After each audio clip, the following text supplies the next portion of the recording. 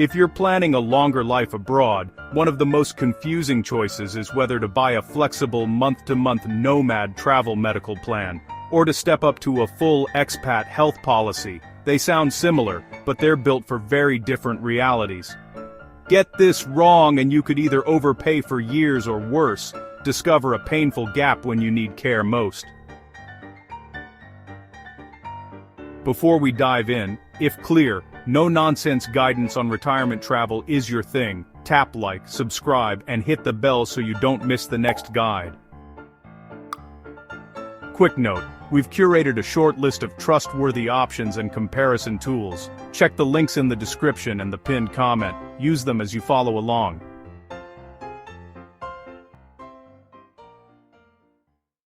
Who's each plan actually for? Nomad insurance is designed for people who keep moving.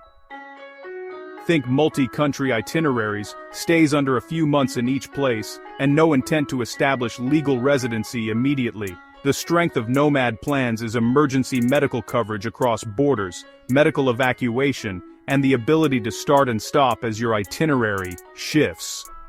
They're streamlined for simplicity, with fewer local network constraints and easy online sign-ups, making them popular with travelers in their 50s, 60s, and early 70s who want flexibility while they scout destinations.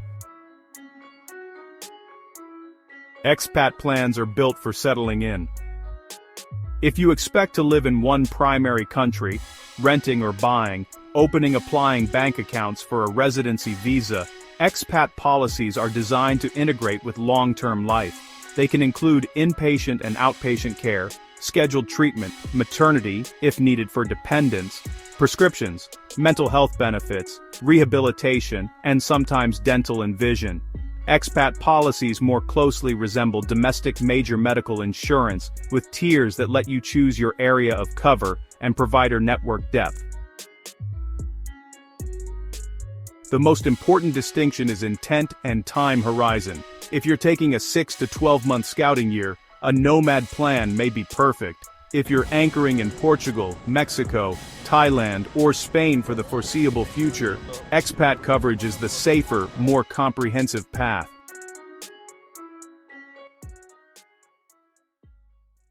Eligibility, age windows, and residency realities. Eligibility is where plans quietly diverge. Many nomad policies accept new applicants up to a certain age, often into the early 70s, with simple health questionnaires and relatively fast approvals. Some allow enrollment even while you're already abroad, provided you're outside your home country. Because they're emergency-focused, underwriting is leaner, and the waiting periods can be shorter. Expat plans can be more selective.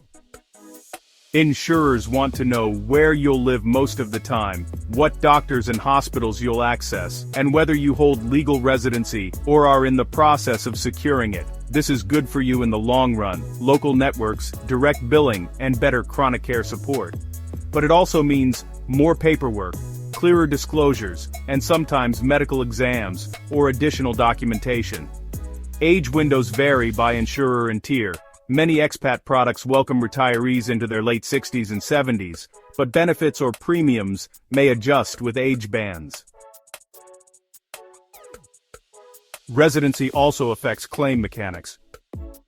If your visa or residency requires proof of coverage, an expat plan with documented local coverage can satisfy immigration offices more reliably than a pure travel policy. Keep this in mind if your plan includes a step up from scouting to settlement within the next year.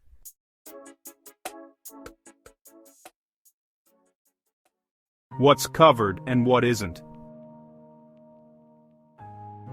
Nomad coverage prioritizes the unexpected: accidents, sudden illness, hospital stays, stabilization, and evacuation when care isn't available locally. It's excellent for high-impact, low-frequency events. Routine care is typically limited or excluded, and management of chronic conditions is not the focus. You'll usually see clear maximums, per-incident deductibles, and evacuation rules specifying when and where you'll be transported. Expat plans emphasize continuity of care. Beyond emergencies, look for outpatient visits, diagnostics, specialist consultations, prescription regimes, and long-term therapies. Good policies let you receive scheduled care without flying home, and some offer direct billing with private hospitals in your region. This can be the difference between deferring treatment and living normally with a stable condition. Pay attention to the area of coverage. Many expat plans let you choose, for example, worldwide excluding USA to control costs while still enabling care across multiple countries in your region.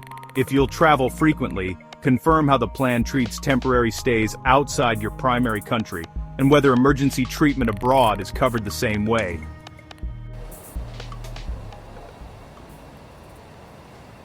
Pre-existing conditions, lookbacks, and stability clauses. This is the chapter that saves retirees stress and money. Nomad plans commonly exclude pre-existing conditions or cover them only after a stability period, meaning no new symptoms, no changes in medication, and no doctor visits for a defined look-back window. If a condition flares within that window, it may be denied as pre-existing. Always read how your policy defines stability, controlled, and related condition, because those definitions drive decisions. Expat plans typically underwrite pre-existing conditions at application. Outcomes vary: full acceptance, acceptance with a permanent exclusion, acceptance with a higher premium, or a waiting period before benefits apply. While this feels rigorous, it gives clarity.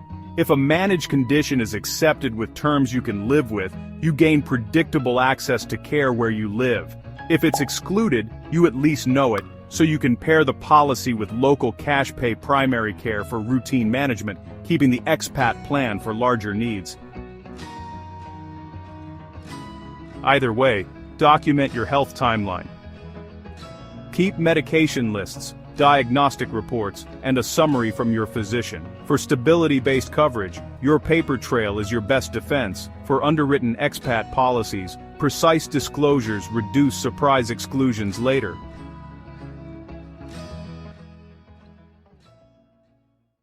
Costs, deductibles, and how to avoid overpaying. Sticker shock often comes from comparing apples to oranges.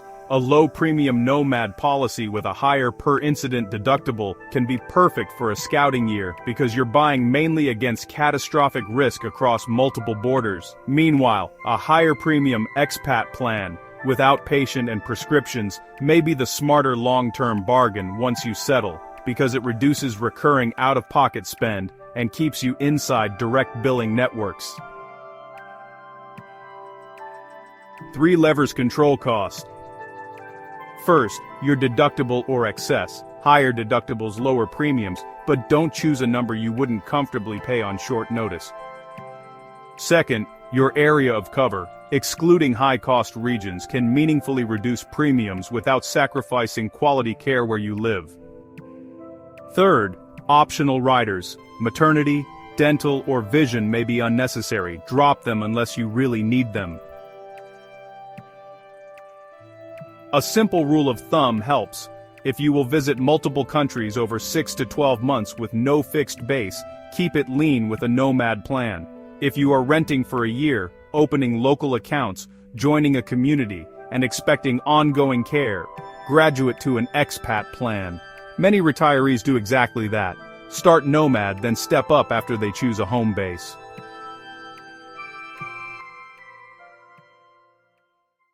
Country snapshots: Portugal, Mexico, Thailand. Portugal rewards commitment. As you move toward residency, private clinics in Lisbon, Porto, and the Algarve offer modern facilities and direct billing with many expat insurers. A nomad plan will carry you through your scouting months. Once you sign a lease and begin visa steps, consider an expat policy, with worldwide excluding USA, and outpatient coverage for the first year on the ground. Mexico gives you choice. Private hospitals in larger cities, from Mexico City to Merida and Guadalajara, are accustomed to expat policies and will often coordinate directly with insurers. Nomad coverage works for multi-city scouting, but if you anticipate regular specialist visits, an expat plan, with strong inpatient plus outpatient benefits, will feel more like the coverage you're used to at home. Thailand is practical and price-efficient. In Bangkok, Chiang Mai and Phuket, private facilities are excellent and comparative costs remain attractive. Nomad coverage suits long loops through Southeast Asia. Expat plans shine if you'll base in one place for months and prefer scheduled care without flights. For retirees, managing chronic conditions, having an expat plan's outpatient pathway can be the difference between deferring treatment and keeping your routine.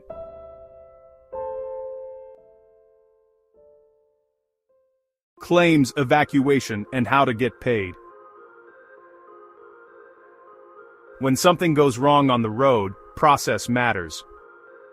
Nomad policies usually require you to notify the insurer quickly, especially for hospitalization or evacuation. Keep the emergency contact number in your phone and on a printed card. Save receipts, physician notes, and diagnostic reports. Photograph everything before you leave the facility. If evacuation is needed, understand that insurers decide the medically appropriate destination, not always home, but a facility equipped to treat you.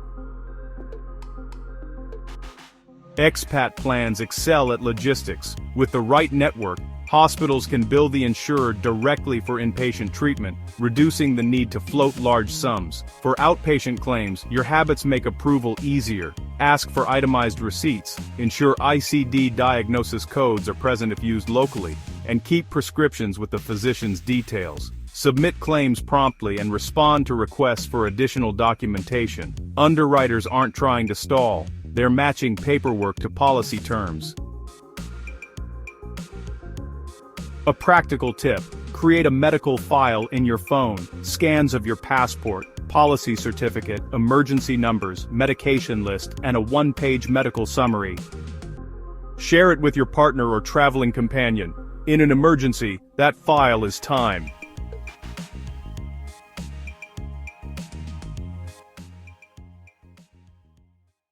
Your 12-month decision ladder. Here's a simple path many retirees follow. Months 0 to 3, use a nomad plan while you scout 2 or 3 target cities. Track your actual care needs, prescriptions, labs, follow-ups. Months 4 to 6, as you narrow to one base, talk to an expat broker about underwriting your history honestly and compare area of cover tiers. Months 7 to 9, if you're likely to stay, apply for an expat plan and set your deductible for the kind of events you fear most, not the ones you hope never happen. Months 10 to 12, finalize residency paperwork and align your insurance certificate with the visa's requirements. Once your expat plan is active, keep your nomad policy only as a backup for special trips, or pause it entirely. For a short list of reputable options and comparison tools, check the links in the description. We've kept it simple so you can evaluate side by side without chasing dozens of tabs.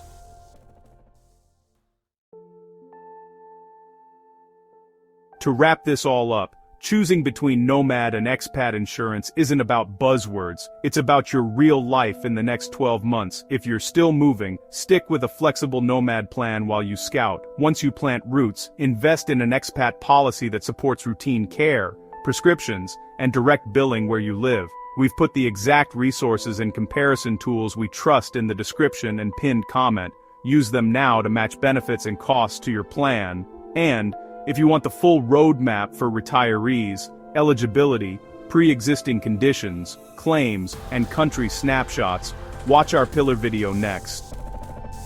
International Medical Insurance for Retirees 2026 Guide. If this helped, like the video, subscribe for more retire abroad guides, and share it with someone who's planning their scouting year. Safe travels and smarter coverage.